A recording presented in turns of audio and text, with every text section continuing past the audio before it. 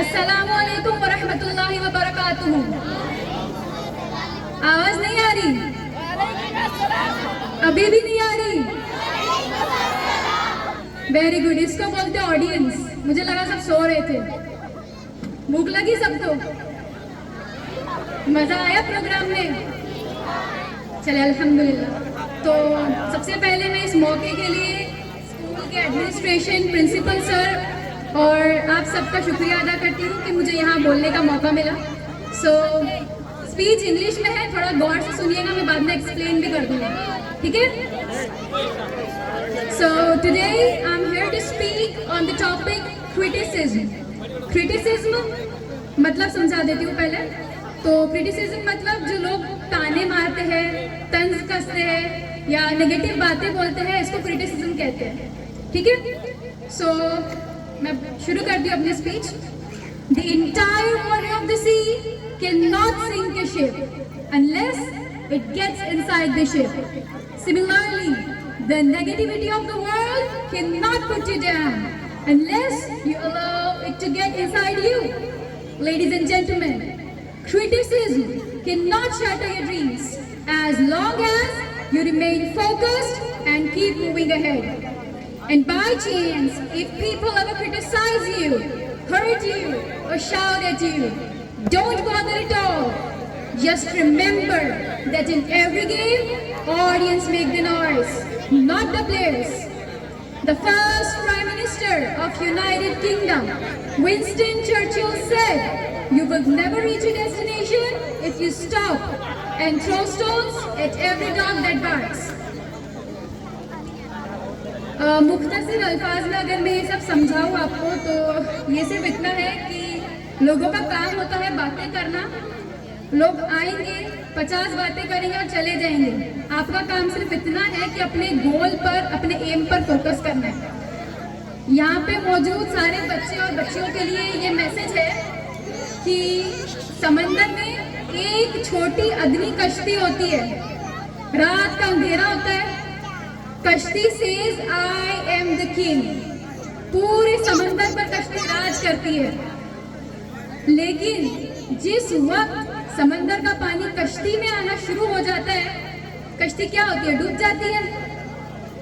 जवाब दे सब, अगर नाव में पानी आ जाए तो कश्ती डूब जाती है, नहीं डूबती है?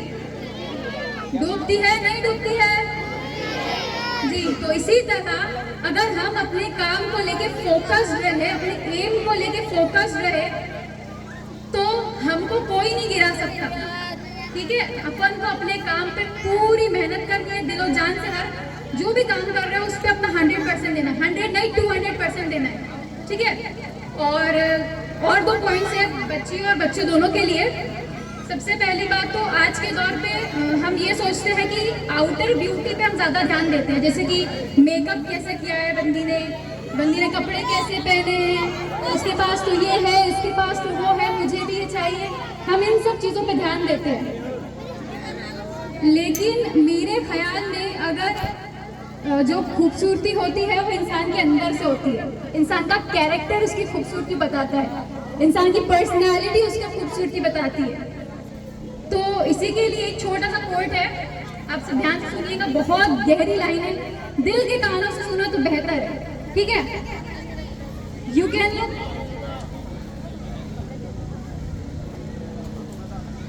can look very amazing even without Jhumar if you have mark of sajda on your forehead.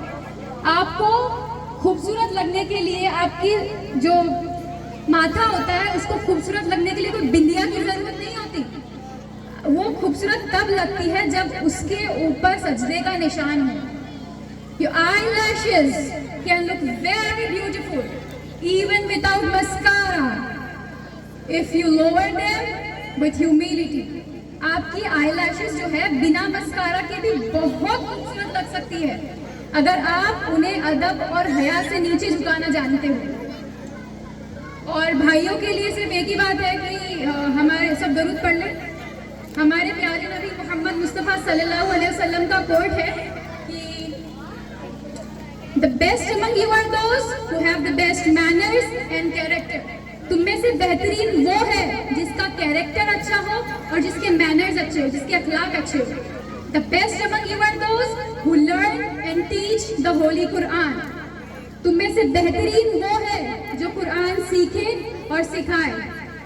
The best among you are those who don't harm others with their tongue and hands. तुम में से बेहतरीन वो है जो किसी दूसरे को अपने जबान और अपने हाथ से तकलीफ ना पहुंचाए। The best among you are those who are beneficial to others. तुम में से बेहतरीन वो है जो दूसरों के लिए मददगार हो। And last but not the least, the best among you are those who are best to their wives. तुम में से बेहतरीन शख्स वो है जो अपनी बीवी के लिए बेहतरीन हो। और इसी के साथ मैं अपनी आज की स्पीच खत्म करूंगी। मुझे नहीं पता यहाँ पे किसको मेरी स्पीच समझ। Thank you so much.